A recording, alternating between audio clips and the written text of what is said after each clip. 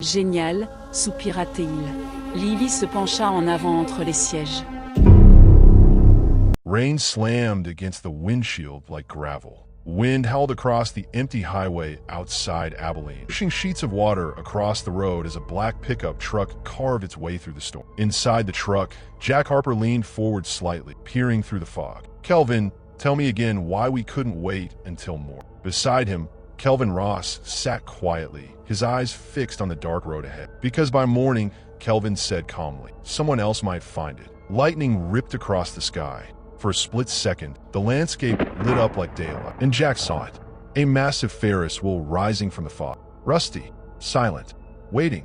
Jack slowed the truck. "Well, that's creepy." The broken entrance sign appeared moments later, the faded words barely visible through the rain. Silver Ridge Carnival. The place had been abandoned for nearly 20 years after a mysterious fire shut it down for good. Or at least, that was the story the town told. Jack parked near the entrance. The engine shut off. Silence fell, except for the storm. "You sure the money is here?" Jack asked. Kelvin opened the truck door slowly. "My uncle hid it before the investigation started." Jack stepped out behind him. Cold wind blasted through the dead carnival, rattling broken rides and loose metal.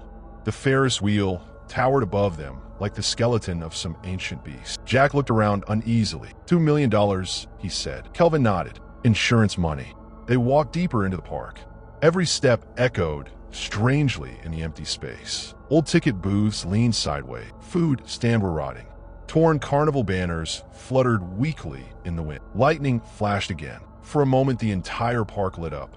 Then darkness returned. Jack noticed Kelvin walking very confidently, straight toward the center of the park. "You've been here since the fire, haven't you?" Jack said.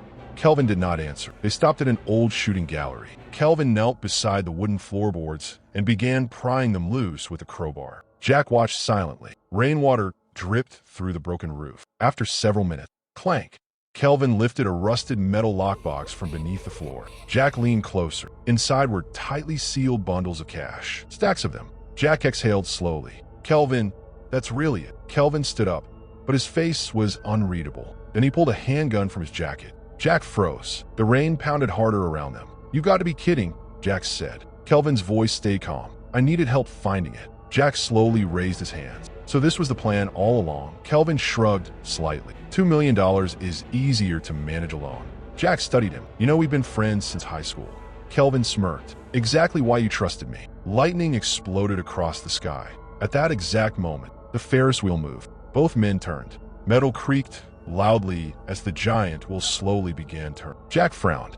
"You said this place had no power." Kelvin looked unsettled now. "That wheel hasn't moved since the fire." Then something else happened from somewhere inside the park. Old carnival music started playing. Soft, broken, like a record player buried under dust. Lights flickered on across the carnival, one ride at a time.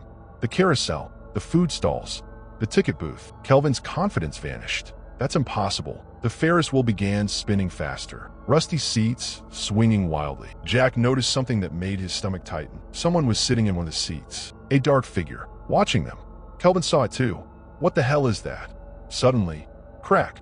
A support cable snapped. A metal passenger seat tore free from the spinning wheel. It slammed violently into the ground beside them. Kelvin jumped in shock. His gun slipped from his hand.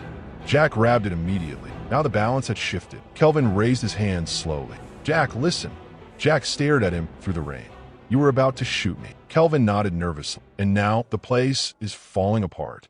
We need to leave." Jack picked up the money box. "You know something strange about this carnival?" Jack said quietly. Kelvin backed away. "What?" Jack's eyes hardened.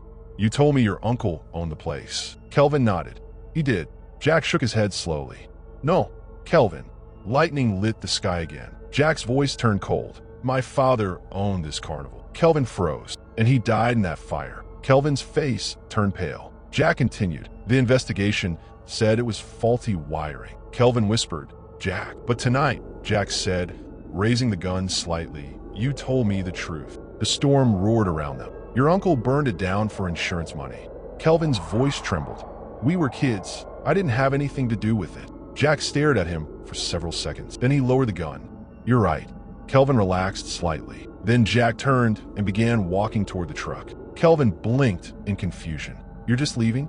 Jack kept walking. Behind Kelvin, the The Ferris wheel screamed as another beam snapped. Kelvin turned just in time to see the entire structure begin collapsing. Jack never looked back. The sound of twisting metal echoed through the storm. Then silence. The next morning, police from Abilene responded to reports of a collapse at the abandoned Silver Ridge Carnival. They found pieces of the Ferris wheel scattered across the park, but there was no body, no money, and no sign of Jack Harper. Only one strange detail in the official report. One of the Ferris wheel seats was still hanging from the wreckage, and inside it, investigators found muddy footprints, as if someone had been sitting there, watching, waiting.